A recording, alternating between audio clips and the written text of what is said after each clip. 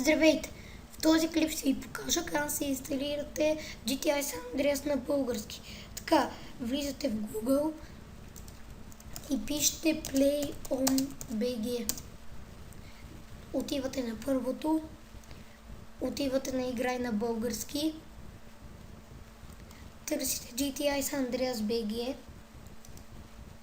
отваряте го, давате свали, пишете кода на картинката, който е показан, потвърди, маркирате това квадратче и изтегли избраните.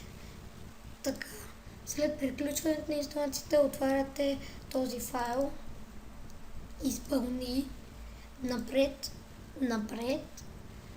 отивате на преглед и посочвате къде сте инсталирали играта.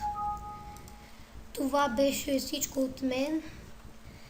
Надявам се да си ви помогнал и чао!